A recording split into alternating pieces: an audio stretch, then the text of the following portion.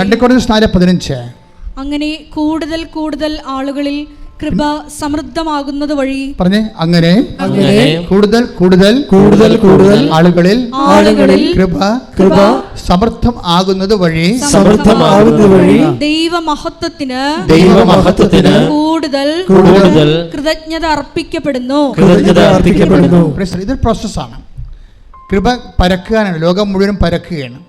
അതെങ്ങനെയാണ്? കൂടുതൽ ആളുകളിലേക്ക് കൃപ സ്വീകരിച്ചവരെ കൃപ കൈമാറുകയാണ് ചെയ്യണത്. കൃപ സ്വീകരിച്ചവർ കൃപ കൈമാറുകയാണ് ചെയ്യണമെന്ന് പറയുമ്പോൾ 2 കൊരിന്ത്യർ 4:15. കൃപ സ്വീകരിച്ചവർ, നിങ്ങളെല്ലാവരും ഉടമ്പടിയിലൂടെ എന്താ ചെയ്യണത്? എന്താ സ്വീകരിക്കണത്? കൃപയാണ് സ്വീകരിക്കണത്. അല്ലാതെ മാളെ കെട്ടിച്ച് കൊച്ചുണ്ടായി വീട് കിട്ടുമെന്നൊക്കെ പറയരുത്. അതൊക്കെ ഇതിൻ്റെ കൃപയുടെ ഇഫക്റ്റായിട്ട് ബ്ലെസ്സിങ്സ് ആൻഡ് ഫിസിക്കൽ ഫേവേഴ്സാണ്. കൃപ എന്ന് പറഞ്ഞാൽ ദൈവത്തിൻ്റെ ശക്തിയാണ് സ്വീകരിക്കുന്നത്. ദൈവത്തിൻ്റെ ശക്തി നേരിട്ട് സ്വീകരിക്കാനുള്ള ദൈവിക സംവിധാനത്തിൻ്റെ പേരാണ് കവനന്റ് ഉടമ്പടി. കൈയടിച്ച് ചേർത്ത് വെക്കാവുന്ന പഠിക്കേണ്ട വചനമാണ് റോമ 15:16. ടേക്ക് ദ ബെഡ് ഓഫ് റോമ 15:16. സ്തുതിക്കട്ടെ. റോമ 15:16. ദൈവത്തിന്റെ കൃപ, പറഞ്ഞ ദൈവത്തിന്റെ കൃപ എന്നെ വിജാതിയർക്ക് വേണ്ടി യേശുക്രിസ്തുവിന്റെ ശുശ്രൂഷകനാക്കിയിരിക്കുകയാണല്ലോ. അപ്പൊ കൃപ എന്താ ചെയ്യണത്? പൗലോസ് അപ്പോസ്തലൻ പറയുന്ന കാര്യമാണിത്. അതായത് ദൈവത്തിന്റെ കൃപ എനിക്ക് ലഭിച്ചിരിക്കുന്നത് എന്തിനാണ്? വിജാതിയർക്ക് വേണ്ടി. ദൈവത്തിന്റെ കൃപ എന്നെ വിജാതിയർക്ക് വേണ്ടി യേശുക്രിസ്തുവിന്റെ ശുശ്രൂഷകനാക്കിയിരിക്കുകയാണല്ലോ. ഉടമ്പടി ചെയ്യണത് ഇതാണ്. എന്താണ്? വിജാതിയർക്ക് വേണ്ടി. വിജാതിർ എന്ന് പറയുന്നത് എന്താണ്? സമുദായത്തിൻ്റെ ജാതിയല്ല, മറിച്ച് വിശേഷ വിധിയായി ചെയ്യുന്നത്. കൽപ്പിക്കപ്പെട്ടതിന് ശേഷം അതിനേക്കാൾ ഉപരി ചെയ്യുന്ന ആൾക്കാരാണ് സ്വജാതികൾ എന്ന് പറയുന്നത്. സ്വർഗത്തിൻ്റെ ജാതികൾ. സ്വജാതികൾ എന്ന് പറഞ്ഞാൽ ആരാണ്? സമുദായത്തിൻ്റെ ജാതിയല്ല, സ്വർഗത്തിൻ്റെ ജാതികളെ. വിജാതികൾ എന്ന് പറഞ്ഞാൽ ആരാണ്? ലോകത്തിൻ്റെ ജാതികളെ. അവരുടെ കാര്യത്തിന് വേണ്ടി മാത്രം അവർ പ്രാർത്ഥനയും ദൈവത്തെ പോലെ ഉപയോഗിക്കുന്നവരാണ്. ഇങ്ങനെ രണ്ടായിട്ട് തിരിക്കുകയാണ്. അപ്പോൾ ഈ വിഷയത്തിൽ നമ്മൾ തീരുമാനമെടുക്കണം. എന്താണ്? ഉടമ്പടിയിലുള്ളവരിൽ നിന്ന് വിശേഷ വിധിയായിട്ടാണ് ദൈവം ഉദ്ദേശിക്കുന്നത്. അപ്പോൾ അതിന് എപ്പോഴും നമ്മൾ പ്രാർത്ഥിക്കണം. കർത്താവേ, നീ തന്ന കൃപ കൈമാറ്റത്തിനാണ്. അത് വിശേഷ വിധിയായി ജനങ്ങളിലേക്ക് നിന്നെ കൈമാറാൻ എന്നെ സഹായിക്കണമേ. പ്രാർത്ഥിച്ചേ. കർത്താവേ, നീ തന്ന കൃപ വിശേഷ കൈമാറ്റത്തിനാണ്. അത് വിശേഷ വിധിയായി മറ്റവരെക്കാൾ ഉപരി കൃപയുടെ ഫലങ്ങൾ പ്രവർത്തിച്ചുകൊണ്ട് ധൈര്യത്തോടെ സുവിശേഷത്തിന് ക്രിസ്തുവിന് സാക്ഷ്യമാകുവാൻ എന്നെ സഹായിക്കണമേ. അപ്പോൾ നിങ്ങൾ വിഷയത്തിലേക്ക് തിരിച്ചു വരണം. എന്താ കാര്യം? അതായത് ജ്ഞാനസ്നാനപ്പെടാതെ തന്നെ ഒരാൾക്ക് ക്രിസ്തുവിൻ്റെ സന്ദേശം സ്വീകരിക്കാൻ പറ്റും. അതല്ലേ ഇപ്പോൾ നമ്മൾ ഉടമ്പടിയിലൂടെ കാണുന്നത്. അതിൽ ഞാൻ ആദ്യമേ ഉടമ്പടി ചെയ്തപ്പോൾ തന്നെ ഈശോ പറഞ്ഞു, this is not converting anybody. ഇതൊന്നും മതപരിവർത്തനത്തിനുള്ളതല്ല, മറിച്ച് എന്താണ്? മനുഷ്യനെ സാന്ത്വനപ്പെടുത്താനും സഹായിക്കാനും ഉള്ളതാണ്. ആരെല്ലാം വേദനപ്പെട്ട് വരുന്നുവോ അവന് ക്രിസ്തുവിൽ പരിഹാരമുണ്ടെന്ന് പറയുന്ന സുവിശേഷം നിന്നോട് ആവശ്യപ്പെടുന്നത് എന്താണ്? വിശേഷ വിധിയായി. നീ ഇന്നലെ ജീവിച്ച പോലെ നിൻ്റെ വയറ് നിൻ്റെ വായെന്ന് പറഞ്ഞ് ജീവിക്കരുത്, മറിച്ച് മറ്റുള്ളവരെ കൂടി കരുതണം. മറ്റുള്ളവരെ കരുതി ജീവിച്ചാൽ ആ ഉടമ്പടി എപ്പോഴും തീയാകണതും വേഗണതും അങ്ങനെയാണ്. മറ്റുള്ളവരെ കരുതി ജീവിക്കാൻ. അപ്പം നിനക്ക് ഈ അനുഗ്രഹം തന്നാൽ എന്ത് പ്രയോജനമെന്ന് ദൈവം ചിന്തിച്ചാൽ, ദൈവത്തിന് മാർക്കില്ല എന്നുണ്ടെങ്കിൽ നിന്നെ ദൈവം വിജാതിയായിട്ട് കാണും. ചിലപ്പോൾ നീ കത്തോലിക്കയായിരിക്കും, പക്ഷേ ദൈവത്തിൻ്റെ മുമ്പിൽ നീ വിജാതിയാണ്. അവിടെ പ്രശ്നം. ഒരു കത്തോലിക്കയും ക്രിസ്ത്യാനിയും ജീവിതത്തിൽ വിജാതിയരായിട്ട് മാറാൻ സാധ്യതയുണ്ട്. നിങ്ങൾ പറയുന്ന വിജാതിയർ സ്വജാതികളായിട്ട് മാറാനും സാധ്യതയുണ്ട്. കാര്യം എന്താണ്? കയ്യിരിപ്പ് പോലെ ഇരിക്കും കാര്യങ്ങൾ. ശ്രുതികട്ടെ. ഹല്ലേലൂയ.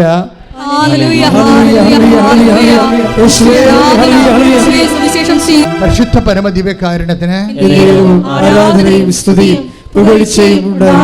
ഇതിനകത്തൊരു കോമ്പറ്റീഷൻ നല്ലതാണ്. കോമ്പറ്റീഷൻ, അതായത് മറ്റുള്ളവരെക്കാളും കൂടുതലായി ഞാൻ പ്രേക്ഷിത പ്രവർത്തനം ചെയ്യണം.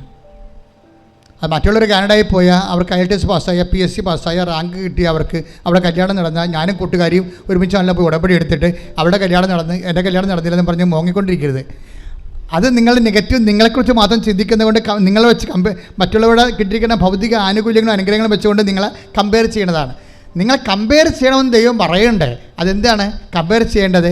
1 കൊരിന്ത്യൻസിന്റെ 15:10 എടുത്ത് ശ്രദ്ധിക്കട്ടെ. ഹല്ലേലൂയ. 1 കൊരിന്ത്യൻസ് 15:10. ഞാൻ എന്തായിരിക്കുന്നുവോ അത് ദൈവകൃപയാലാണ്. എൻ്റെ മേൽ ദൈവം ചൊരിഞ്ഞ കൃപ നിഷ്ഫലമായി പോയിട്ടില്ല. നേരെ മറിച്ച് മറ്റെല്ലാവരെയും അധികം ഞാൻ അധ്വാനിച്ചു. അതായത് പ്രശ്നം വെച്ച് കഴിഞ്ഞാൽ മറ്റുള്ള എല്ലാ ഒന്നിനു വായിച്ചേ മറ്റെല്ലാവരെയും ആദ്യം മുതലേ ഞാൻ എന്തായിരിക്കുന്നുവോ നിങ്ങൾ പറഞ്ഞേ ഞാൻ എന്തായിരിക്കുന്നുവോ അത് ദൈവകൃപയാലാണ്. എൻ്റെ മേൽ ദൈവം ചൊരിഞ്ഞ കൃപ നിഷ്ഫലമായി പോയിട്ടില്ല. നേരെ മറിച്ച് മറ്റെല്ലാവരെയും അധികം ഞാൻ അധ്വാനിച്ചു. പണി പാളി. പെട്രോൾ പോലെയാണെന്നാ പറയണേ. സാധനം ആവിയായി പോകുന്ന കൃപ.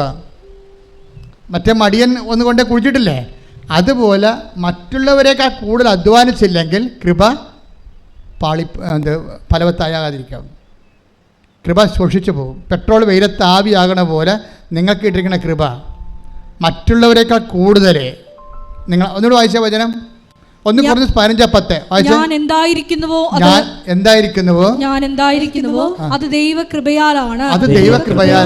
എൻ്റെ മേൽ ദൈവം ചൊരിഞ്ഞ കൃപ നിഷ്ഫലമായി പോയിട്ടില്ല. നേരെ മറിച്ച് മറ്റെല്ലാവരെയും അധികം ഞാൻ അധ്വാനിച്ചു.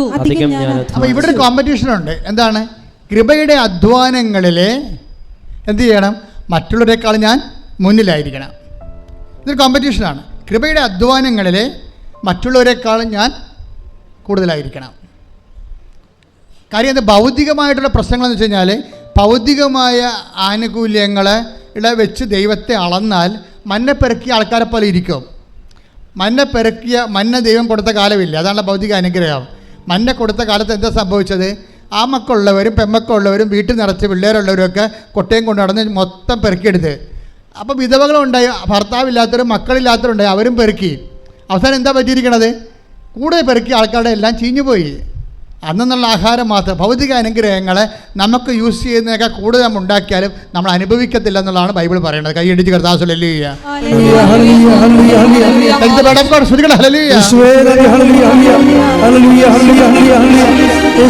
പരമത്തിന്റെ കാരണത്തിന് വായിച്ചോളൂ.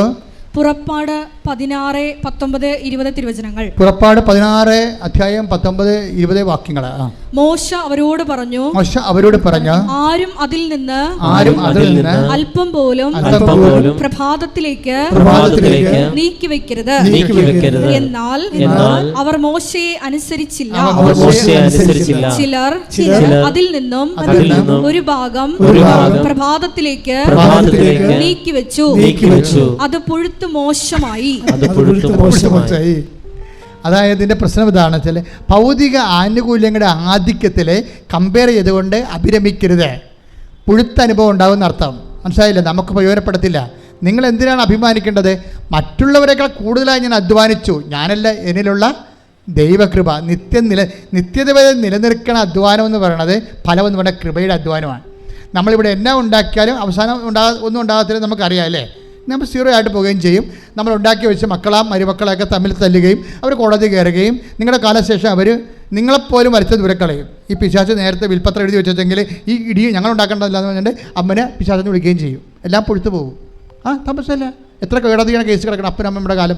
നിങ്ങളിങ്ങനെ ഇടി ഉണ്ടാക്കിയിട്ട് ഇത് അവസാനം നിങ്ങളുടെ കാലം കഴിയുമ്പോൾ ഇത് ക്ലാരിഫൈ ചെയ്തില്ല. ഇനി വിൽപ്പത്രം എഴുതിയെന്ന് വെച്ചോ.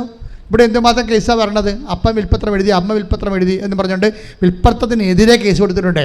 എന്നിട്ട് ഇവർ തമ്മിൽ മിണ്ടാണ്ടിരിക്കുകയാണ്. അപ്പോൾ ഭൂമിയുടെ കാലത്ത്, ആയുസിൻ്റെ കാലത്ത് ഇവരുണ്ടാക്കിയതെല്ലാം ഇപ്പോൾ മക്കൾ തമ്മിൽ തല്ലാനും കോടതി കയറാനും വക്കീൽമാർക്കും ജഡ്ജിമാർക്കും കൊടുക്കാനായില്ലേ?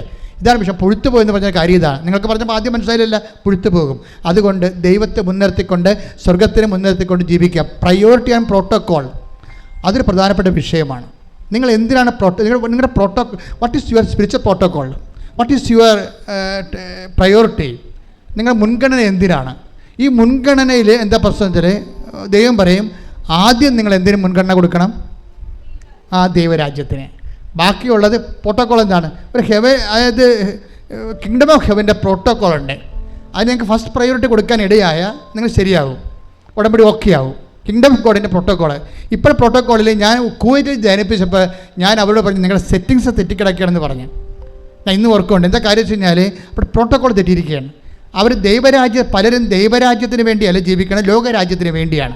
അതാണ് പ്രശ്നം. മറ്റുള്ളവരെക്കാൾ, അങ്കിളിനേക്കാൾ, ആൻറ്റിയേക്കാൾ, നാട്ടിലുള്ളവരെക്കാൾ, അയൽവാസിയേക്കാൾ ഞാൻ മെച്ചമായിരിക്കണമെന്ന് വിചാരിച്ചുകൊണ്ട് ഞാൻ അതിന് ദൈവത്തെ വരെ ഉടമ്പടി ചെയ്തുകൊണ്ട് വരുതി വരുത്താൻ വേണ്ടിയുള്ള അവസാന അന്ത്യ പോരാട്ടത്തിലെ ജഡിക മനുഷ്യൻ്റെ അഭ്യാസങ്ങൾ ഭയങ്കരമാണ്. അതുകൊണ്ടാണ് പറയണത്. എന്താ പ്രശ്നം എന്ന് വെച്ച് കഴിഞ്ഞാൽ നിങ്ങൾ ആദ്യം ചെയ്യുമ്പോഴേ പ്രോട്ടോക്കോൾ 6:33 പ്രോട്ടോക്കോൾ എന്താണ്? മത്തായി ശ്രീകാരുടെ സുവിശേഷം വായിച്ചോളൂ. നിങ്ങൾ ആദ്യം അവിടുത്തെ രാജ്യവും പറഞ്ഞ് നിങ്ങൾ ആദ്യം അവിടുത്തെ രാജ്യവും അതിന്റെ നീതിയും കുറിച്ച് അന്വേഷിക്കുക. ബാക്കിയുള്ളത് അതായത് എന്താ ടെമ്പറാലിറ്റീസ്, നമുക്ക് ഭൗതികമായ ആവശ്യങ്ങൾ അതെന്താണ്, അതെല്ലാം ചേർത്ത് നൽകും. അപ്പോൾ നമ്മളെന്താ സംഭവിച്ചിരിക്കുന്നത് വെച്ച് കഴിഞ്ഞാൽ ദൈവം കൊടുക്കുന്ന ഒരു പ്രോട്ടോക്കോളും പ്രയോറിറ്റിയും ഉണ്ട്. പക്ഷേ ജഡിക മനുഷ്യന് ഇത് ബോധ്യപ്പെടത്തില്ല. അതുകൊണ്ട് അവനെപ്പോഴും വയറിൻ്റെ പ്രശ്നത്തിന് പ്രാധാന്യം കൊടുത്തുകൊണ്ടിരിക്കും, ജീവിത പ്രശ്നത്തിന് പ്രാധാന്യം കൊടുത്തുകൊണ്ടിരിക്കും. ജീവിത പ്രശ്നത്തിന് പ്രാധാന്യം കൊടുക്കണമെന്നുണ്ടെങ്കിൽ ഇപ്പോൾ ഈ ദിവസങ്ങളിൽ ഒരു സാക്ഷ്യം ഉണ്ടായിരുന്നു. എന്താണ്? സിനി, പത്തനംതിട്ട ഒരു സാക്ഷ്യമുണ്ട്. സിനിയുടെ കുറേ കാര്യങ്ങളുണ്ട്. പക്ഷേ സിനിയുടെ കാര്യങ്ങളെല്ലാം കർത്താവ് അച്ചിട്ടവർ ചെയ്യും. സിനി ഒരു നോൺ ക്രിസ്ത്യനാണ്, ക്രൈസ്തവയല്ല. സിനി ഭർത്താവും കൂടി ഒന്ന് ഉടമ്പടി ചെയ്തിരിക്കുന്നത്, സാക്ഷ്യം പറഞ്ഞിരിക്കുന്നത് ഒരുമിച്ചാണ്. സിനി എന്താ ചെയ്തിരിക്കണത്? ആദ്യം നിയോഗത്തിൽ വെച്ചിരിക്കണത് എന്താണെന്ന് അറിയാമോ? കർത്താവേ, എന്താ കർത്താവേ, നിത്യതയിൽ എനിക്ക് ഈശോടൊപ്പം ആകാൻ ഇടയാക്കണമേ. ഒന്ന് ചിന്തിച്ച ഒരു കത്തോലിക്ക പോലും വെക്കാത്ത സാധനമാണ്. ഇവിടെ ഒരു പ്രശ്നം, ആരാണ് വിജാതിയർ, ആരാണ് സ്വജാതിയർ നമുക്കറിയത്തില്ല. സിനിയുടെ സാക്ഷ്യങ്ങൾ കേട്ടാൽ മനസ്സിലാകും. ഭർത്താവും ഭാര്യയും കൂടി വന്നാണ് പറയണത്, പത്തനംതിട്ടയെന്ന്. എന്താ പറയുന്നത്? ആദ്യത്തെ ഉടമ്പടിയിലെ ഫസ്റ്റ് നിയോഗം എന്താണ്? കർത്താവേ, നിത്യതയിൽ ഈശോൻ്റെ ഒപ്പം ആകാൻ എന്നെ സഹായിക്കണമേ. അത് കഴിഞ്ഞിട്ടാണ് ബാക്കിയുള്ളത്. പ്രോട്ടോക്കോൾ അതാണ്. അതിനാണ് പ്രയോറിറ്റി എന്ന് പറയണത്. ഇതുപോലെ ഒരു പാരഡൈം ഷിഫ്റ്റ്, ഒരു തലമറിച്ചിലുണ്ടായിക്കഴിഞ്ഞാൽ തീർച്ചയായിട്ടും എൻ്റെ മക്കളുടെ ഉടമ്പടി കത്തും. പ്രാർത്ഥിക്കുക. കർത്താവായ ദൈവമേ, ഉടമ്പടിയുടെ മുൻഗണനകളെ ദൈവരാജ്യത്തിന്റെ ക്രമപ്രകാരം പുനഃക്രമീകരിക്കുവാൻ എനിക്ക് വിവേചനത്തിന്റെ പരിശുദ്ധാത്മ അഭിഷേകം നൽകണമേ.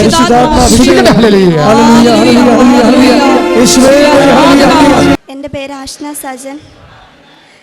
ഞാൻ 2021 ഒക്ടോബർ മാസം 14-ാം തീയതിയാണ് കൃപാസനത്തിൽ ആദ്യമായിട്ട് ഒന്ന് ഉടമ്പടി എടുക്കുന്നത്. ആ സമയത്ത് 2021 ജനുവരി മാസം 12-ാം തീയതി PSC എക്സാം, ഹെൽത്ത് സർവീസിലേക്കുള്ള ജൂനിയർ ഹെൽത്ത് ഇൻസ്പെക്ടർ എന്ന ഡിപ്പാർട്ട്മെൻറ്റിലേക്ക് എക്സാമൊക്കെ എഴുതിയിട്ടിരിക്കുമായിരുന്നു. ഓൾറെഡി അത് കോവിഡ് ടൈമും കൂടെ ആയിരുന്നതുകൊണ്ട് ആ സമയത്ത് ഞാൻ ജൂനിയർ ഹെൽത്ത് ഇൻസ്പെക്ടറായിട്ട് ചേർത്തല താലൂക്ക് ഹോസ്പിറ്റലിൽ വർക്ക് ചെയ്തുകൊണ്ടിരിക്കുകയായിരുന്നു. അപ്പോൾ ആ ഒരു ടൈമിൽ എക്സാമിന് വേണ്ടിയിട്ട് പഠിക്കാനൊക്കെ സമയം വളരെ കുറവായിരുന്നു. ഒരുപാട് സ്ട്രഗിൾ ചെയ്താണ് പഠിച്ചതൊക്കെ. അപ്പോൾ എക്സാം കഴിഞ്ഞപ്പോൾ അത് ഭയങ്കര ബുദ്ധിമുട്ടായിരുന്നു. അപ്പോൾ PSCയുടെ റാങ്ക് ലിസ്റ്റിൽ വരുമോ ഇല്ലയോ എന്നൊരു പ്രതീക്ഷയില്ലായിരുന്നു. അങ്ങനെ സങ്കടപ്പെട്ടിരിക്കുന്ന സമയത്ത് ഞാൻ ചേർത്തലയിൽ താമസിച്ചുകൊണ്ടിരുന്നത് എൻ്റെ കൂടെ തന്നെ വർക്ക് ചെയ്യുന്ന ഒരു ജയച്ചയുടെ വീട്ടിലാണ്. അപ്പോൾ അവിടെ അവർ ഹിന്ദു ഫാമിലിയാണ്. അപ്പോൾ ആ അമ്മ പറഞ്ഞു തന്നു കൃപാസനത്തെക്കുറിച്ചും ഇവിടെ അമ്മ പ്രത്യക്ഷപ്പെട്ടതും ഒക്കെ പറഞ്ഞു തന്നു. അങ്ങനെ അമ്മ പറഞ്ഞതനുസരിച്ച് ഞാനും എൻ്റെ കൂട്ടുകാരിയും കൂടെ ഇവിടെ വന്നു, ഉടമ്പടി എടുത്തപ്പോൾ ഞാൻ ആദ്യം വെച്ച നിയോഗം എനിക്ക് PSCയുടെ റാങ്ക് ലിസ്റ്റിൽ എൻ്റെ പേര് വരണമെന്നുള്ളതായിരുന്നു. ആ സമയത്ത് ഷോർട്ട് ലിസ്റ്റ് വന്നിട്ടുണ്ടായിരുന്നു, അതിനുശേഷമാണ് വരുന്നത്. റാങ്ക് ലിസ്റ്റിൽ എൻ്റെ പേര് വരണമെന്ന് ആദ്യത്തെ നിയോഗം വെച്ചു. അതിനുശേഷം ഇവിടെ മാതാവിൻ്റെ സന്നിധി വന്ന് ഞാൻ പ്രാർത്ഥിച്ചു, എനിക്ക് ആദ്യത്തെ 30-നുള്ള റാങ്ക് തരണേ മാതാവേ, എനിക്കതിനുള്ള യോഗ്യതയില്ലാന്ന് എനിക്കറിയാം. എൻ്റെ കൃപ കൊണ്ട് ഒരിക്കലും എനിക്ക് ആ റാങ്ക് ലിസ്റ്റിൽ വരാൻ കഴിയത്തില്ല, അമ്മയുടെ കൃപ കൊണ്ട് മാത്രമേ സാധിക്കുമെന്ന് ഞാൻ മാതാവിനോട് പ്രാർത്ഥിച്ചു. അങ്ങനെ പ്രാർത്ഥിച്ച് നിരന്തരമായിട്ട് അമ്മയുടെ ആ നിയോഗം വെച്ച് ജപമാല ചൊല്ലി ഉടമ്പടി ധ്യാനം കൂടി പ്രാർത്ഥിച്ചുകൊണ്ടേയിരുന്നു. ഡിസംബർ മാസം 23-ാം തീയതി 2021 റാങ്ക് ലിസ്റ്റ് പബ്ലിഷ് ആയപ്പോൾ 21-ാമത്തെ റാങ്ക് തന്ന മാതാവിനെ അനുഗ്രഹിച്ചു. അതും റൊട്ടേഷൻ ചാർട്ട് PSC ഇട്ടപ്പോൾ 29 എൻ്റെ റാങ്ക് വന്നത്. റൊട്ടേഷന് വന്നപ്പോൾ അവിടെയും 30-ന് മുകളിൽ റാങ്ക് തന്ന മാതാവിനെ അനുഗ്രഹിച്ചു. ഞാനിപ്പോൾ 7 പുതുക്കി, 7-ാമത്തെ പുതുക്കൽ കഴിഞ്ഞു. 6-ാമത്തെ പുതുക്കൽ കഴിഞ്ഞ് 90 ദിവസം ആവുന്നതിന് മുമ്പ് തന്നെ മാതാവ് എനിക്ക് PSCയിൽ അപ്പോയിൻമെൻറ്റ് കിട്ടി. രണ്ടാമത്തെ നിയോഗം എന്ന് പറയുന്നത് ഒക്ടോബർ മാസം ഞങ്ങളിവിടെ കോൺട്രാക്റ്റിലാണ് വർക്ക് ചെയ്തിരുന്നത് കോവിഡിന് ചേർത്തലയിൽ. അപ്പോൾ ഒക്ടോബർ മാസം 13-ന് കോൺട്രാക്റ്റ് അവസാനിച്ചു. അപ്പോൾ ഇനിയൊരു ജോലി വേണമെന്ന് ഭയങ്കര ആഗ്രഹമായിരുന്നു. അതും JHI എന്നുള്ള എൻ്റെ പ്രൊഫഷനിൽ തന്നെ ചെയ്യണമെന്ന് എനിക്ക് ഭയങ്കര ആഗ്രഹമായിരുന്നു. അപ്പോൾ ആ ഒരു നിയോഗത്തിന് വേണ്ടി ഞാൻ മാതാവിനോട് പ്രാർത്ഥിക്കുന്നുണ്ടായിരുന്നു. വർക്ക് ചെയ്യുന്ന സമയത്ത് തന്നെ കോട്ടയത്ത് 2 വേക്കൻസി വന്നിട്ടുണ്ടായിരുന്നു. അപ്പം ഞാനതിലേക്ക് അപ്ലൈ ചെയ്തിട്ടുണ്ടായിരുന്നു. അങ്ങനെ വീട്ടിൽ പോയി ആ ഒരു നിയോഗത്തിന് വേണ്ടി ഞാൻ പ്രാർത്ഥിച്ചുകൊണ്ടിരുന്നു. അപ്പോൾ ഒക്ടോബർ മാസം 27-ാം തീയതി എൻ്റെ ഫോണിലേക്കൊരു കോൾ വന്നു. കോട്ടയത്തെ NHM ഓഫീസിൽ നിന്നാണ്. JHIയുടെ അപ്ലൈ ചെയ്തതിനേക്ക് എക്സാം വേണ്ടിയിട്ടാണ് വിളിച്ചത്. അവർ മെയിൽ അയച്ചിട്ടുണ്ടായിരുന്നു എനിക്ക് ഓൾറെഡി, പക്ഷേ ഞാൻ മെയിൽ കണ്ടില്ലായിരുന്നു. 29-ാം തീയതിയാണ്, ഒക്ടോബർ 29-നാണ് എക്സാം. അപ്പോൾ എനിക്ക് 2 ദിവസം പോലും തികച്ച സമയമില്ല പഠിക്കാൻ വേണ്ടിയിട്ട്. അപ്പോൾ ഞാൻ മാതാവിനോട് പറഞ്ഞു, മാതാവേ 2 ദിവസം പോലും സമയമില്ല, ഞാൻ എങ്ങനെ പ്രിപ്പയർ ചെയ്യും എക്സാമിന് വേണ്ടിയിട്ട്. പിന്നെ ഞാൻ മാതാവ് തന്നൊരു ധൈര്യത്തിന് PSCക്ക് വേണ്ടി ഞാൻ പ്രിപ്പയർ ചെയ്ത കുറച്ച് നോട്ട്സ് ഉണ്ടായിരുന്നു. ആ നോട്ട്സ് മാത്രം നോക്കി പഠിച്ചു. ആ നോട്ട്സ് നോക്കി പഠിച്ച് ഒരുപാടൊന്നും പഠിക്കാൻ പറ്റിയില്ല, കുറച്ച് സമയമുള്ളായിരുന്നു. ഞാൻ മാതാവിനെ കൂട്ടിയാണ് പോയത് എക്സാം എഴുതാൻ വേണ്ടിയിട്ട്. എക്സാം ഹാളിൽ ഞാൻ ചെന്നു. ഞാൻ കുറച്ച് കൃപാസന പത്രമൊക്കെ എടുത്തിട്ട് മാതാവിൻ്റെ കശുരൂപൊക്കെ ആയിട്ടാണ് പോയത്. എക്സാം ടൈമിൽ എക്സാം ഹാളിൽ കയറിയിരുന്ന് കാശുരൂപം കയ്യിൽ മുറുക്ക പിടിച്ച് വിശ്വാസപ്രമാണം ചൊല്ലി എല്ലാ ആൻസറും മാതാവിനോട് ചോദിച്ച് മനസ്സിലാക്കി അമ്മ പറഞ്ഞു തന്ന പോലെയാണ് ഞാൻ ആൻസർ ചെയ്തതെല്ലാം. എക്സാമിന് ശേഷം ഞാൻ ഹാളിൽ നിന്ന് പുറത്തിറങ്ങി ഞാൻ കൊണ്ടുപോയി പത്രമൊക്കെ അവിടെ ഉണ്ടായിരുന്ന കൂട്ടുകാർക്ക് വിതരണം ചെയ്തു. പിന്നെ പൊതുവേ നമ്മൾ എക്സാം കഴിയുമ്പോൾ ചോദിക്കുമല്ലോ എല്ലാവരുടെ അടുത്തും എങ്ങനെയുണ്ടായിരുന്നു. അപ്പം പൊതുവേ എല്ലാവർക്കും എക്സാം എളുപ്പമായിട്ടുള്ള രീതിയിലാണ് പറഞ്ഞത്. അപ്പോൾ എൻ്റെ പ്രതീക്ഷ കുറഞ്ഞു. എല്ലാവർക്കും എളുപ്പമായിരുന്നെങ്കിൽ പിന്നെ എനിക്ക് പ്രതീക്ഷിക്കാൻ വകുപ്പില്ലല്ലോ. അപ്പം അതുകൊണ്ട് ഇനി എന്താണെന്നറിയാതെ പോന്നു വീണ്ടും. പക്ഷേ എപ്പോഴും ഞാൻ ഉടമ്പടി ധ്യാനവും ജപമാലയും എല്ലാം ചൊല്ലി പ്രാർത്ഥിച്ചുകൊണ്ടേയിരുന്നു, എനിക്ക് ജോലി വേണം മാതാവേ എന്ന്. ഡിസംബർ മാസം 16-ാം തീയതി എനിക്ക് മെയിൽ വന്നു. ഈ മെയിൽ ചെക്ക് ചെയ്യാത്തത് കൊണ്ട് എൻ്റെ എക്സാമിൻ്റെ കാര്യം ഞാൻ അറിയാത്തതുകൊണ്ട് പിന്നീട് റെഗുലറായിട്ട് മെയിൽ ചെക്ക് ചെയ്യുന്നൊരു സ്വഭാവം എനിക്ക് കിട്ടി. ഇപ്പോഴും ആ സ്വഭാവം ഉണ്ട് എൻ്റെ കൂടെ. ഞാൻ റെഗുലറായിട്ട് മെയിൽ ചെക്ക് ചെയ്യും. അപ്പോൾ ഡിസംബർ മാസം 16-ാം തീയതി ഇൻ്റർവ്യൂ കോൾ ലെറ്റർ വന്നു. അതും ആ എക്സാമിന് ഒരു 250-ൽ കൂടുതൽ കുട്ടികൾ പങ്കെടുത്തതാണ്. അതിൽ 10 പേർക്ക് സെലക്ഷൻ കിട്ടിയുള്ളൂ. അതിലൊരാളായിട്ട് പരിശുദ്ധ അമ്മ എന്നെയും തിരഞ്ഞെടുത്തു. അമ്മയ്ക്ക് നന്ദി പറയുന്നു. ഇൻ്റർവ്യൂവിന് ചെന്നപ്പോൾ മെയിനായിട്ടും കുറേ ക്വസ്റ്റ്യൻസൊക്കെ ചോദിച്ചു. ഞാൻ ഇതിനൊക്കെ ആൻസർ പറഞ്ഞു. ഞാൻ കാശുരൂപം കയ്യിൽ മുറുക്ക പിടിച്ചാണ് പോയത്. അതിലും 5 പേർക്കാണ് സെലക്ഷൻ കിട്ടിയത്. മാതാവ് എനിക്ക് 4ാം റാങ്ക് തന്ന് അനുഗ്രഹിച്ചു. അതിനുശേഷം ജോലിക്ക് വേണ്ടിയിട്ട് ഞാൻ വീണ്ടും മാതാവിനോട് പ്രാർത്ഥിച്ചുകൊണ്ടിരുന്നു. അപ്പോൾ 2ഉം 3ഉം റാങ്കിലുണ്ടായിരുന്നവർ അവർക്ക് പെട്ടെന്ന് PSC ആയിപ്പോയി. എൻ്റെ പ്രാർത്ഥന കൊണ്ടായിരിക്കും. അവർ പെട്ടെന്ന് PSC കിട്ടിപ്പോയി. ഏപ്രിൽ മാസം 19-ാം തീയതി ഞാനവിടെ കോട്ടയത്ത് JHI ആയിട്ട് ജോയിൻ ചെയ്തു. ആ ജോലി ഞാൻ ചെയ്തു വരുമായിരുന്നു. ഈ മാസം 30-ാം തീയതി കഴിഞ്ഞ് 30 വരെ. ഇപ്പം നാളെ ഞാൻ മറയൂരേക്ക് പോവുകയാണ്. മറയൂരാണ് എനിക്ക് PSC പോസ്റ്റിംഗ് കിട്ടിയേക്കുന്നത് JHI ആയിട്ട്. അപ്പോൾ മറയൂർ പോസ്റ്റിംഗ് കിട്ടിയപ്പോൾ എല്ലാവരും എന്നോട് പറയുന്നുണ്ടായിരുന്നു, മറയൂരാണ് ആ സ്ഥലം എങ്ങനെയാവും നമുക്കറിയത്തില്ല, നമുക്ക് വേറെ എങ്ങോട്ടേലൊക്കെ മാറ്റി ചോദിക്കാം എന്നൊക്കെ. പക്ഷേ ഞാൻ വിശ്വസിക്കുന്നു എൻ്റെ ദൈവം എന്നെ അവിടുത്തെ വേലയ്ക്കായി തിരഞ്ഞെടുക്കുന്ന സ്ഥലമാണ് മറയൂർ. അപ്പോൾ ഞാൻ അവിടെ ദൈവത്തിന് വേണ്ടി വേല ചെയ്യേണ്ട സ്ഥലം മറയൂരാണ്. അതുകൊണ്ട് ഞാനൊരിക്കലും ദൈവം എനിക്ക് തന്ന ആ ഒരു സ്ഥലം മാറ്റില്ല എന്ന് ഉറച്ച് തീരുമാനിച്ച് മറയൂരേക്ക് തന്നെയാണ് ഞാൻ പോകുന്നത്. പിന്നെ അടുത്ത നിയോഗം എന്ന് പറയുന്നത് അത് ചെറിയ കാര്യം, ഞാൻ നിയോഗത്തിലൊന്നും വെച്ച ഒരു കാര്യമല്ല. എനിക്ക് കൃഷി ചെയ്യുന്നത് ഭയങ്കര ഇഷ്ടമായിരുന്നു കേട്ടോ. അപ്പം ഞാൻ ഒരു ജോലി കിട്ടുന്ന ഒരു സമയം വരെ ഞങ്ങളുടെ അവിടെയുള്ള സ്ഥലത്ത് ചെറിയായിട്ട് കൃഷി ചെയ്യാൻ വേണ്ടിയിട്ട് തീരുമാനിച്ചു, പച്ചക്കറിയൊക്കെ. അപ്പോൾ ഒരു ടൈം പാസ്സും ആകും, ഒരു നല്ല കാര്യമല്ലേ. അപ്പം ഞാൻ കൃഷി ചെയ്യാൻ വേണ്ടി തുടങ്ങി. ചെടികളൊക്കെ നട്ട് ചെറുതായിരിക്കുമ്പോൾ തന്നെ ഞാൻ കൃപാസനത്തിൽ വെഞ്ചരിച്ച് ഉപ്പ് വെള്ളത്തിൽ ചേർത്ത് വിശ്വാസപ്രമാണം ചൊല്ലി ഒഴിക്കുമായിരുന്നു. എല്ലാ ദിവസവും തന്നെ മിക്കവാറും ഞാൻ എൻ്റെ ആ ഒരു കൃഷിസ്ഥലത്ത് പോയി നിന്ന് വിശ്വാസപ്രമാണം ചൊല്ലി പ്രാർത്ഥിക്കും. ചെടികളൊക്കെ വലുതായി കഴിഞ്ഞപ്പോഴത്തേക്കും ഭയങ്കര വിളവ്. ഞാൻ മുമ്പെങ്ങും കൃഷി ചെയ്തതിനേക്കാളും വലിയ വിളവാണ് എനിക്ക് കിട്ടിയത് ആ പ്രാവശ്യം. അപ്പോൾ എന്നെ എല്ലാവരും അപ്രിഷ്യേറ്റ് ചെയ്യുന്നുണ്ടായിരുന്നു. ഇത് ഭയങ്കരമായിട്ടുണ്ട്, നന്നായിട്ടുണ്ട്, കുറച്ച് സ്ഥലമേ ഉള്ളൂ, ഉള്ള സ്ഥലത്ത് നന്നായി കൃഷി ചെയ്തു എന്നൊക്കെ പറഞ്ഞ് വലിയ വിളവുമായിരുന്നു. അപ്പോൾ ഞാനപ്പോൾ അത് എൻ്റെ ഒരു കഴിവായിട്ട് ആ സമയത്ത് വിചാരിച്ചു. പക്ഷേ വേറൊരു ദിവസം ഞാൻ ആ ഒരു സ്ഥലത്ത് നിൽക്കുമ്പോൾ മാതാവ് എനിക്കൊരു വ്യൂ കാണുന്നത് പോലെ കാണിച്ചു തരുവാണ്. ഞാൻ അന്ന് ചെടികൾ ചെറുതായിരിക്കുന്ന സമയത്ത് ഉപ്പിട്ട് വെള്ളം ഒഴിക്കുന്നതും പ്രാർത്ഥിക്കുന്നതും ഒക്കെ ഞാൻ ചെയ്ത കാര്യം എനിക്കൊരു വിഷൻ പോലെ കാണിച്ചു തന്നു. അപ്പോൾ എനിക്ക് മനസ്സിലായത് എൻ്റെ ഒരു കഴിവല്ല, മാതാവ് ആ വെഞ്ചരിച്ച ഉപ്പിൻ്റെ വലിയ കൃപയാണെന്ന് എനിക്ക് മനസ്സിലായി. പിന്നെ വേറൊരു നിയോഗം, എൻ്റെ ചേച്ചി നാട്ടിൽ അക്കൗണ്ടൻ്റായിട്ട് ജോലി ചെയ്യുമായിരുന്നു. അപ്പം ചേച്ചിക്ക് അബുദാബിയിലേക്ക് ഒരു ഹോസ്പിറ്റലിലേക്ക് അക്കൗണ്ടൻ്റായിട്ടൊരു ഓപ്പർച്യൂണിറ്റി വന്ന സമയത്ത് ചേച്ചിക്ക് പാസ്പോർട്ട് ഉണ്ടായിരുന്നില്ല. അപ്പം പാസ്പോർട്ട് എടുക്കാൻ വേണ്ടിയിട്ട് കുറച്ച് ഡിലേ വന്ന സമയത്ത് ആ ഓപ്പർച്യൂണിറ്റി നഷ്ടപ്പെട്ടു. അപ്പോൾ നമ്മുടെ തന്നെ റിലേറ്റീവ്സ് അബുദാബിയിലുള്ളവരാണ് ആദ്യം ഓപ്പർച്യൂണിറ്റി തന്നത്. അപ്പോൾ അവർ പറഞ്ഞു, കുഴപ്പമില്ല, കയറി വാ, നമുക്ക് ഇവിടെ വന്നിട്ട് ജോലി നോക്കാമെന്ന് പറഞ്ഞു. അങ്ങനെ അവിടെ ചേച്ചി പോയി, നവംബർ മാസം അവസാനം പോയി. അവിടെ ചെന്ന് വിസിറ്റിംഗ് വിസയിൽ നിന്ന് ജോലി നോക്കിക്കൊണ്ടിരുന്നു, കുറേ നോക്കി, അപ്പോഴൊന്നും ജോലി റെഡി ആയില്ല. അപ്പം അതിന് 3 മാസം കഴിഞ്ഞു, വിസ കാലാവധി കഴിഞ്ഞപ്പം അത് വീണ്ടും വിസ പുതുക്കിയതിന് ശേഷം മാർച്ച് മാസം 25-ാം തീയതി നിരന്തരമായിട്ട് നമ്മൾ ആ ഒരു വിഷയത്തിന് പ്രാർത്ഥിച്ചുകൊണ്ടിരുന്നു. മാർച്ച് മാസം 25-ാം തീയതി നല്ലൊരു കമ്പനിയിൽ ചേച്ചിക്ക് ജോലി തന്ന മാതാവ് അനുഗ്രഹിച്ചു. അത് മാതാവിൻ്റെ വലിയൊരു കൃപ. ആ ഒരു നിയോഗത്തിന് വേണ്ടിയിട്ട് നിരന്തരമായിട്ട് ഉടമ്പടി ധ്യാനത്തിലും അതുപോലെ സ്ഥിരമായിട്ട് പ്രത്യക്ഷീകരണ പ്രാർത്ഥനയെല്ലാം ചൊല്ലി ഞങ്ങൾ പ്രാർത്ഥിച്ചുകൊണ്ടേയിരുന്നു. മാതാവെ ഒരിക്കലും ഞങ്ങളുടെ കഴിവ് കൊണ്ടല്ല, അമ്മയുടെ കൃപ കൊണ്ട് മാത്രം ഇത് സാധിച്ചു തരണേ എന്ന് പ്രാർത്ഥിച്ചുകൊണ്ടേയിരുന്നു. അമ്മയുടെ വലിയ കൃപയാൽ ചേച്ചിക്ക് നല്ലൊരു ജോലിയാണ് കിട്ടിയത്. അമ്മയ്ക്ക് 1000 നന്ദി പറയുന്നു. പിന്നെ ഉള്ളത് വേറൊരു വലിയൊരു നിയോഗമാണ്. അത് ഞാൻ നിയോഗത്തിൽ വെക്കാത്ത കാര്യമാണ്. പക്ഷേ അമ്മ മാതാവ് എൻ്റെ കൂടെ നടന്ന് എനിക്ക് ചെയ്തു തന്ന വലിയൊരു അനുഗ്രഹമാണ്. ഞാൻ ആകെ 2 PSC എക്സാം എഴുതിയതിൽ ഒന്നാമത്തേലാണ് എനിക്ക് അപ്പോയിൻമെൻ്റ് അയക്കുന്നത്. രണ്ടാമത്തേത് മെഡിക്കൽ എഡ്യൂക്കേഷനിലേക്കുള്ള JHIയുടെ തന്നെ എക്സാമാണ്. ആ എക്സാം എഴുതിയതിന് ശേഷം എഴുതുന്നതിന് മുമ്പ് നമ്മൾ അപ്ലൈ ചെയ്യുമ്പം EWS എന്ന് പറയുന്നൊരു ഓപ്ഷനുണ്ട്. ഫോർവേഡ് കാസ്റ്റിനുള്ളൊരു റിസർവേഷനാണത്. അപ്പോൾ ആ ഒരു റിസർവേഷൻ ഫ്രണ്ട്സൊക്കെ കൂടി അപ്ലൈ ചെയ്തപ്പോൾ S കൊടുക്കട്ടെ എന്ന് ചോദിച്ചു. S കൊടുക്കാൻ പറഞ്ഞു. എനിക്ക് അതിനെക്കുറിച്ച് ഒന്നും അറിയില്ല, EWS എന്താണെന്നൊന്നും അറിയില്ലായിരുന്നു. പക്ഷേ എക്സാം കഴിഞ്ഞ് ഒക്ടോബർ 20-ാം തീയതി വെരിഫിക്കേഷൻ വന്നപ്പോൾ അവർ EWS സർട്ടിഫിക്കറ്റ് പ്രൊഡ്യൂസ് ചെയ്യാൻ പറഞ്ഞു. അപ്പോൾ ഞാൻ ഓൾറെഡി ഒരു വെരിഫിക്കേഷൻ കഴിഞ്ഞുകൊണ്ട് വളരെ കോൺഫിഡൻ്റ് ആയിരുന്നു. പക്ഷേ അവിടെ EWS സർട്ടിഫിക്കറ്റ് പ്രൊഡ്യൂസ് ചെയ്യാൻ പറഞ്ഞപ്പോൾ എൻ്റെ കയ്യിലില്ലാത്തതുകൊണ്ട് അവരപ്പോൾ തന്നെ അത് കംപ്ലയിൻറ്റ് ഫയൽ ചെയ്തു. കംപ്ലയിൻറ്റ് ഫയൽ ചെയ്തതിന് ശേഷം ഒക്ടോബർ 26-ാം തീയതിക്കകം തന്നെ ഈ സർട്ടിഫിക്കറ്റ് ഞാൻ പ്രൊഡ്യൂസ് ചെയ്യണമെന്ന് പറഞ്ഞു. PSCയിൽ പട്ട ഓഫീസിലായിരുന്നു വെരിഫിക്കേഷൻ നടന്നത്. ഇടുക്കിയിലെങ്കിലും അത് പ്രൊഡ്യൂസ് ചെയ്യണമെന്ന് പറഞ്ഞു. അന്ന് ഞാൻ ട്രിവാൻഡ്രത്ത് തന്നെ സ്റ്റേ ചെയ്തു.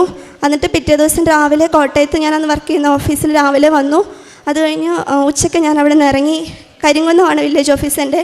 അവിടെ പോയി അന്വേഷിച്ചപ്പോഴാണ് ഈ EWS സർട്ടിഫിക്കറ്റിന് ഒരുപാട് സർട്ടിഫിക്കറ്റ്സ് ആവശ്യമാണെന്ന് അറിയുന്നത്.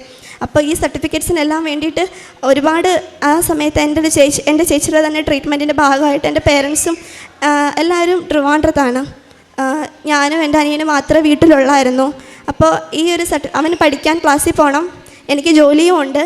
ഇതിനിടയ്ക്ക് ഈ സർട്ടിഫിക്കറ്റിന് വേണ്ടി നടക്കാനൊന്നും എനിക്ക് സമയമില്ല. എങ്കിലും ഞാൻ ഉച്ച കഴിയുന്ന സമയത്താണ് ഇതിനു വേണ്ടി സ്പെൻഡ് ചെയ്യാൻ തീരുമാനിച്ചത്. ഞാൻ അമ്മയോട് ഇതിനിറങ്ങുന്നതിന് മുമ്പ് തന്നെ പറഞ്ഞു, മാതാവേ ഞാൻ ഒറ്റയ്ക്കേ ഉള്ളൂ, അമ്മ എന്നെ ശക്തമായി കൂടെ വന്ന് നിന്ന് എന്നെ സഹായിച്ചേ പറ്റുള്ളൂ, അല്ലാതെ എന്നെക്കൊണ്ട് ഒറ്റയ്ക്ക് ഇതെന്തായാലും ഈ പറഞ്ഞ ഡേറ്റിൽ കൊടുക്കാൻ പറ്റത്തില്ല എന്ന് പറഞ്ഞു. ഞാൻ വിശ്വസിച്ചു, അമ്മ എൻ്റെ കൂടെ ഉണ്ടെന്ന് ഞാൻ ഉറച്ച് വിശ്വസിച്ചു. ഞാൻ ഈ ഒരു കാര്യത്തിന് വേണ്ടി ഇറങ്ങി. ആദ്യത്തെ ദിവസം തന്നെ 21-ാം തീയതി എന്തൊക്കെ വേണമെന്ന് അറിഞ്ഞ് ഞാൻ 22-ാം തീയതിയിൽ നേരെ പോയി എനിക്ക് വേണ്ടത് രാമപുരം വില്ലേജ് ഓഫീസിൽ നിന്നും അതുപോലെ പാലാ വില്ലേജ് ഓഫീസിൽ നിന്നുമാണ്. അതാണ് എൻ്റെ അച്ഛൻ്റെ പേരിൽ സ്ഥലമുള്ളതും ജനിച്ച് വളർന്നത് പാലായിലും. പിന്നെ അമ്മയുടെ കരിങ്കുന്നം തന്നെയാണ്. അപ്പോൾ അവിടുന്ന് സർട്ടിഫിക്കറ്റ് ഞാൻ പ്രത്യേകം വാങ്ങേണ്ടതില്ലായിരുന്നു. അപ്പോൾ ഞാൻ പിറ്റേ ദിവസം തന്നെ 22-ാം തീയതി തന്നെ രാമപുരം വില്ലേജ് ഓഫീസിൽ പോയി. എനിക്കറിയത്തില്ല എങ്ങനെ അങ്ങോട്ട് പോകേണ്ടതെന്നൊക്കെ. ഞാൻ വിളിച്ച് ചോദിച്ചൊക്കെ അവിടെ പോകുന്ന വഴിക്ക് ഫുള്ള് ഞാൻ ജപമാല ചൊല്ലിക്കൊണ്ടേയിരുന്നു. അമ്മ മാതാവിൻ്റെ കാശുരൂപം ഞാൻ എൻ്റെ കൈ മുറുക്കെ പിടിച്ചുകൊണ്ടിരുന്നു. എനിക്കറിയത്തില്ല അവിടെ ചെന്ന് എന്തോ പറയണം. എനിക്ക് അങ്ങനെ ഒരു ഗവൺമെൻറ് ഓഫീസിലൊന്നും പോയി ഒരു സർട്ടിഫിക്കറ്റ് ശരിയാക്കി ഒരു പരിചയമില്ല. അല്ലെങ്കിൽ അച്ഛനൊക്കെ ഉള്ളപ്പോൾ അവരാണ് നമ്മുടെ കൂടെ വന്ന് എല്ലാം സഹായിക്കുന്നത്. ഞാൻ ഒറ്റയ്ക്കാണ് പോകുന്നത്. എനിക്ക് മുമ്പൊരിക്കലും പോയി പരിചയവുമില്ല. അപ്പം ഞാൻ മാതാവിനോട് പറഞ്ഞു, എനിക്ക് എന്തായാലും അമ്മ മാത്രമേ ഉള്ളൂ കൂട്ട്, അമ്മ എൻ്റെ കൂടെ വന്നേ പറ്റൂ, എന്നെ സഹായിച്ചേ പറ്റുമോ എന്ന് പറഞ്ഞു. അങ്ങനെ ഞാൻ ഉറച്ച് വിശ്വസിച്ച് പ്രാർത്ഥിച്ച് ഞാൻ പുറത്ത് കാത്തിരുന്നു.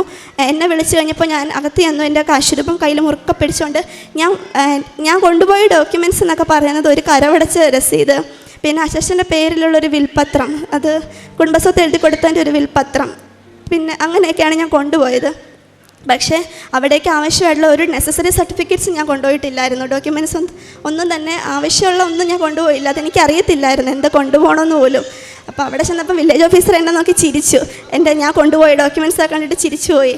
എന്നിട്ട് സാറ് പറഞ്ഞു, ഇതുകൊണ്ടൊന്നും കിട്ടത്തില്ലെന്ന് എന്നോട് പറഞ്ഞു. അപ്പോൾ ഞാൻ പറഞ്ഞു, സാറേ എനിക്കറിയില്ല, ഞാനിങ്ങനെ പോയി പരിചയമില്ല, എനിക്ക് എമർജൻസി ആയിട്ട് ഈ സർട്ടിഫിക്കറ്റ് പ്രൊഡ്യൂസ് ചെയ്തേ പറ്റുള്ളൂ എന്നൊക്കെ പറഞ്ഞപ്പോഴത്തേക്കും ആ സാറ് ഞാൻ കൊണ്ടുപോയ കരവടച്ച രസീത് പോലും ആ സ്ഥലത്തിൻ്റെ അല്ല, വീടിൻ്റെ ആയിരുന്നു. എന്നിട്ടും ആ സാറ് ആ സാറ് തന്നെ ആ വിൽപ്പത്രം കൊണ്ടുപോയിട്ട് അവരുടെ ഓഫീസിൽ നോക്കി കറക്റ്റായിട്ടെല്ലാം മനസ്സിലാക്കിയിട്ട് ആ സാർ എനിക്ക് ആവശ്യമായിട്ടുള്ള സർട്ടിഫിക്കറ്റ് തന്നു. ആ സാറും വേറൊരു സാറിനെ കൂടെ കൂട്ടിയിട്ട് അവർ തന്നെ നോക്കിയെടുത്ത് എനിക്കെല്ലാം എഴുതി തന്നു. ഞാൻ ആ സമയം മുഴുവൻ കാശുരൂപം കയ്യിൽ മുറുക്കെ പിടിച്ച് അമ്മ എന്നെ സഹായിക്കണം, വിശ്വാസ പ്രമാണമൊക്കെ ചൊല്ലി തന്നെ ഇരിക്കുകയായിരുന്നു ഞാൻ. സത്യം പറഞ്ഞാൽ വിശ്വാസ പ്രമാണം എന്ന് പറയുന്ന പ്രാർത്ഥനയുടെ ശക്തി എന്താണെന്ന് ഉടമ്പടി എടുത്തതിന് ശേഷം മാത്രമാണ് ഞാൻ മനസ്സിലാക്കിയിട്ടുള്ളത്. അല്ലാത്തപ്പോൾ വെറുതെ നിന്ന് എന്തോ ഇങ്ങനെ പറഞ്ഞു പോകുന്നൊരു ഇതായിരുന്നു വിശ്വാസ പ്രമാണം. പക്ഷേ ഉടമ്പടി എടുത്ത ശേഷമാണ് ഈ പ്രാർത്ഥനയ്ക്ക് ഇത്ര ശക്തിയുണ്ടെന്ന് എനിക്ക് മനസ്സിലായത്. അങ്ങനെ ആ സർട്ടിഫിക്കറ്റ് ഞാൻ വിചാരിച്ചതിനേക്കാളും വേഗത്തിൽ എൻ്റെ കൈ കിട്ടി. ഞാൻ അതുകൊണ്ട് നേരെ കരിമന്ന വില്ലേജ് ഓഫീസിൽ പോയി മാഡത്തിനെ കാണിച്ചു. അതിനുശേഷം കരവടച്ചു. ആ വർഷത്തെ കരവടച്ച രസീത് വാങ്ങിച്ചു.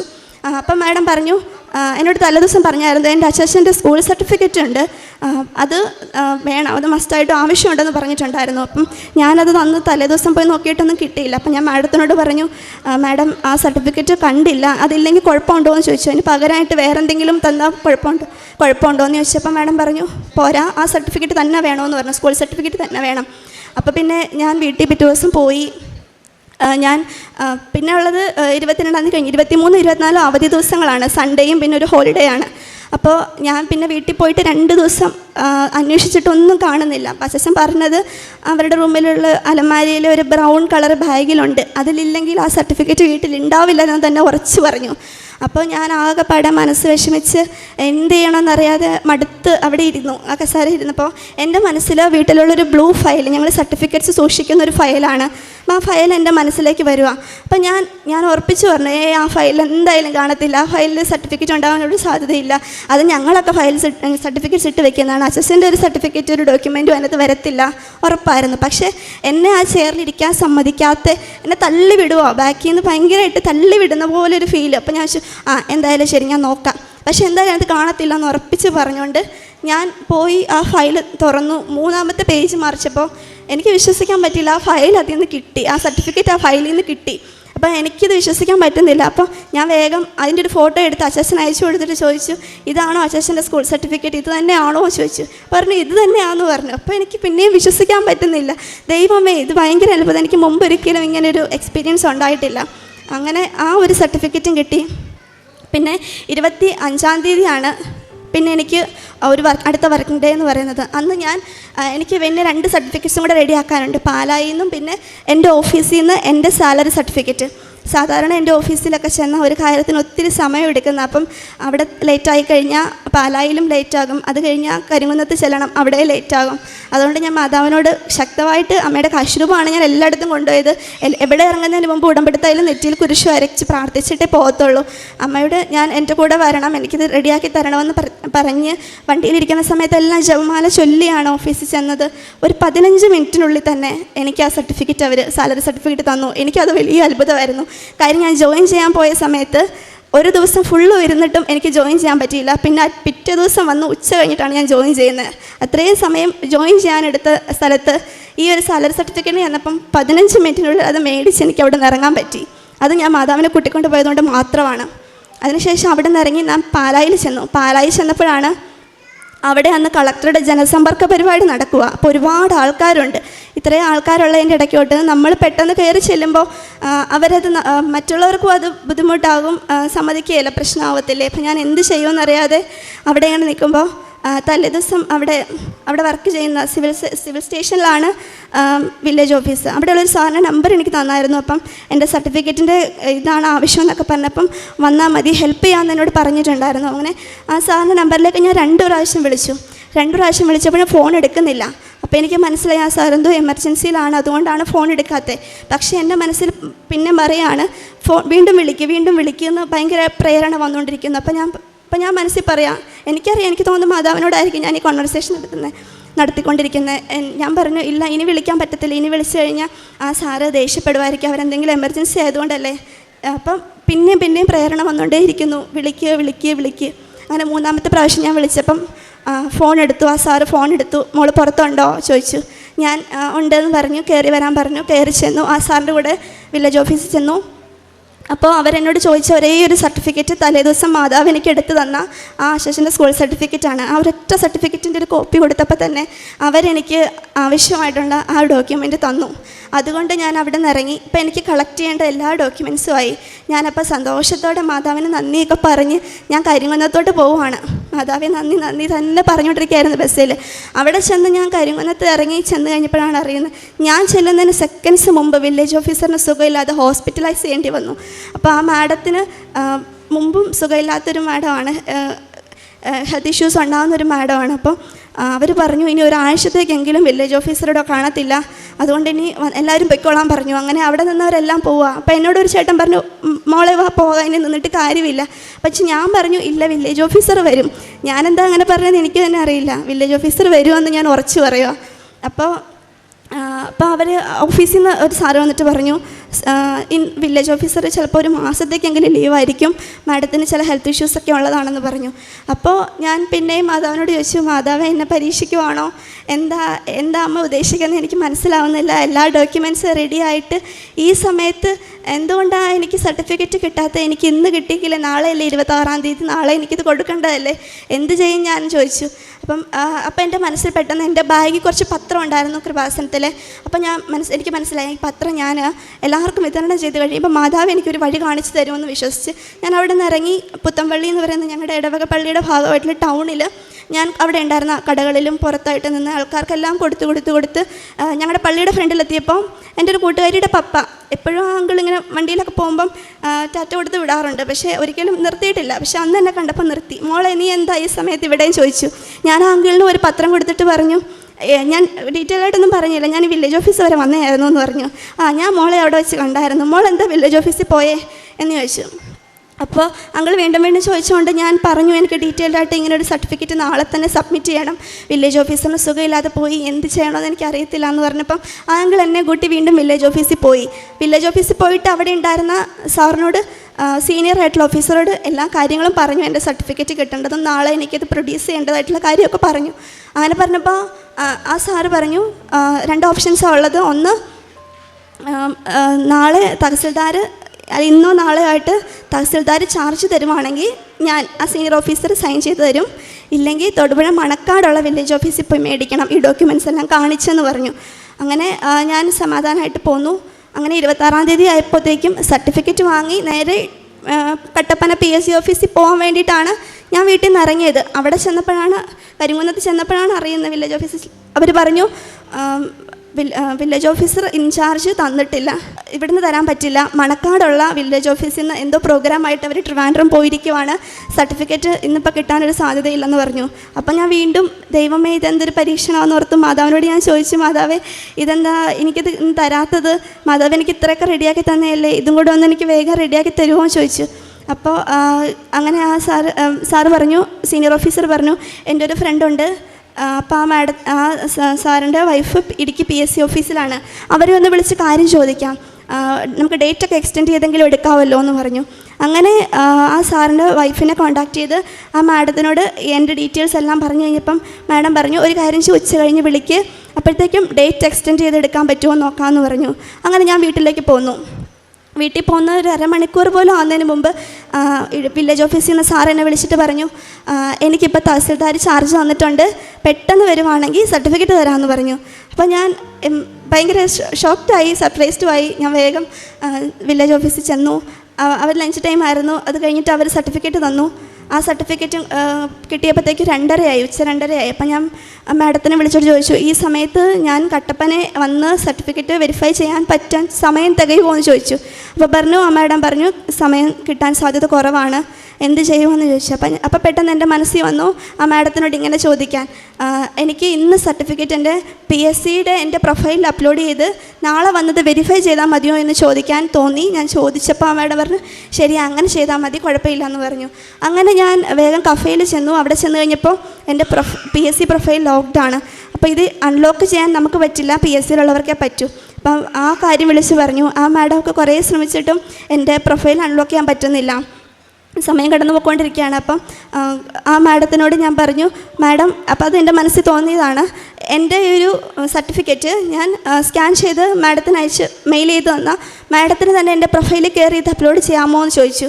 അങ്ങനെ ആ സ്കാൻ ചെയ്ത് അയച്ചു കൊടുത്ത് എൻ്റെ പാസ്വേഡും ID എല്ലാം പറഞ്ഞു കൊടുത്ത് എൻ്റെ സൈറ്റിൽ കയറി ആ മാഡം തന്നെ 3:30 എൻ്റെ എൻ്റെ സർട്ടിഫിക്കറ്റ് അന്ന് തന്നെ 26-ാം തീയതി തന്നെ എൻ്റെ പ്രൊഫൈലിൽ അപ്ലോഡ് ചെയ്തു. പിറ്റേ ദിവസം 10 മണിക്ക് തന്നെ ഞാൻ ചെന്ന് സർട്ടിഫിക്കറ്റ് വെരിഫൈ ചെയ്തു. അത് വലിയൊരു അനുഗ്രഹമായിരുന്നു. അതായത് ത്രൂ ഔട്ട് മാതാവിൻ്റെ കൂടെ വന്ന് എനിക്ക് ഡയറക്ഷൻ തന്ന് എന്നെക്കൊണ്ട് ചെയ്യിച്ച വലിയൊരു കാര്യം ഞാൻ ഒത്തിരി നന്ദി പറയുന്നു. ഞാൻ അർഹിച്ചതിനേക്കാളും ആഗ്രഹിച്ചതിനേക്കാളും കൂടുതലായിട്ട് ദൈവം എനിക്ക് അമർത്തി കുലുക്കി അളന്ന് നിറച്ച് തന്നൊരു വലിയ ഉടമ്പടി ജീവിതമായിരുന്നു കഴിഞ്ഞ 2 വർഷമായിട്ട്. ഇനിയും ഉടമ്പടിയിൽ തന്നെ ജീവിക്കണമെന്നാണ് ഞാൻ ആഗ്രഹിക്കുന്നത്. കാരണം ഉടമ്പടി എടുക്കുന്നത് വരെയുള്ള ലൈഫിൽ നിന്ന് ഒരുപാട് വ്യത്യാസം ഉടമ്പടി എടുത്തതിന് ശേഷം വന്നു. കാരണം ഞാനൊരിക്കലും പരിചയമില്ലാത്ത ഒരാളുടെ മുഖത്ത് നോക്കുകയോ ചിരിക്കുകയോ ഒന്നും ചെയ്യത്തില്ലായിരുന്നു. പക്ഷേ ഉടമ്പടി എടുത്തതിന് ശേഷം മറ്റുള്ളവരുടെ മുഖത്ത് നോക്കാനോ ചിരിക്കാനോ ഒക്കെ എനിക്ക് പറ്റുന്നുണ്ട്. പ്രത്യേകിച്ച് പൊതു വഴിയിലൊക്കെ കാണുന്ന ഒരാൾക്കാർ അവർ ഭക്ഷണം കഴിച്ചിട്ടുണ്ടായിരിക്കുമോ, അവർ മറ്റുള്ളവരെക്കുറിച്ച് ചിന്തിക്കാനും മറ്റുള്ളവർക്ക് വേണ്ടി പ്രാർത്ഥിക്കാനും ഒക്കെ ഉള്ളൊരു വലിയ കൃപ, പ്രാർത്ഥിക്കാനൊക്കെ ഒരുപാട് കൃപ കിട്ടി. എപ്പോഴും എവിടെ പോവുകയാണെങ്കിലും അവന് ട്രാവൽ ചെയ്യുന്ന സമയത്തൊക്കെ പ്രാർത്ഥിക്കാനുള്ളൊരു കൃപ കിട്ടി. മാതാവിൻ്റെ വലിയ കൃപയാണത്. അതുപോലെ രോഗികളെ സന്ദർശിക്കാൻ ഞാൻ ജനറൽ ഹോസ്പിറ്റൽ പാലായിലാണ് എപ്പോഴും പോകുന്നത്. അവിടെ പോകുമ്പോഴും ഒരുപാട് എൻ്റെ അനുഭവങ്ങളൊക്കെ പറയുമ്പോൾ ഒത്തിരി പേര് സന്തോഷത്തോടെ പോസിറ്റീവായിട്ട് നെഗറ്റീവായിട്ട് റെസ്പോണ്ട് ചെയ്യുന്നവരുണ്ടെങ്കിലും ഒത്തിരി ചിലർ കരയുക വരെ ചെയ്തിട്ടുണ്ട്. ഓരോ സാക്ഷ്യങ്ങളൊക്കെ ഇങ്ങനെ നമ്മൾ അനുഭവങ്ങളൊക്കെ പറയുമ്പോൾ. ഇപ്പം ഞാനിവിടെ പറഞ്ഞേക്കാൾ കൂടുതൽ അനുഭവങ്ങൾ എനിക്കുണ്ട്. പക്ഷെ എല്ലാം പറയാനുള്ള സമയമില്ലാത്തതുകൊണ്ടാണ് ഞാൻ ഇത്രയും ഏറ്റവും വലിയ കാര്യങ്ങൾ ചുരുങ്ങി പറഞ്ഞ് നിർത്തുന്നത്. കാരുണ്യ പ്രവൃത്തികളാണേലും രോഗികളായിട്ടുള്ളവരെ പോയി കണ്ട് അവർക്ക് വസ്ത്രമൊക്കെ ചിലർക്ക് സ്പെയർ ഡ്രസ്സൊന്നും ഉണ്ടാകത്തില്ല, അവർക്ക് വേറെ വാങ്ങിച്ചു കൊടുക്കാനും അതുപോലെ ഭക്ഷണമൊക്കെ ഉണ്ടാക്കി റോഡ് സൈഡിലുള്ളവർക്ക് കൊടുക്കാനും ഒക്കെ പറ്റിയിട്ടുണ്ട്. ഒരുപാട് സഹായങ്ങൾ മറ്റുള്ളവർക്ക് ചെയ്തു കൊടുക്കാൻ, മറ്റുള്ളവരെ കാണുമ്പോൾ മനസ്സലിയാൻ, അങ്ങനെയൊന്നും ഒരു ഫീൽ ഉണ്ടായിരുന്നേ ഇല്ല, മറ്റുള്ളവരെ നോക്കിയിട്ടേ ഇല്ല. പക്ഷേ ഇപ്പോൾ അതിനൊക്കെ ഒത്തിരി എപ്പോഴും എവിടെ ചെന്നാലും എൻ്റെ സഹായം ആർക്കെങ്കിലും ആവശ്യം ഉണ്ടാവുമോ, ഉണ്ടെങ്കിൽ അവരെ സഹായിക്കാനുള്ളൊരു മനസ്സ് അതെനിക്ക് വലിയ കൃപയായിട്ട് കിട്ടി. അതിനൊത്തിരി നന്ദി പറയുന്നു. ഈശോയ്ക്കും മാതാവിനും എല്ലാ കൃപകൾക്കും അനുഗ്രഹങ്ങൾക്കും 1000 നന്ദി പറയുന്നു.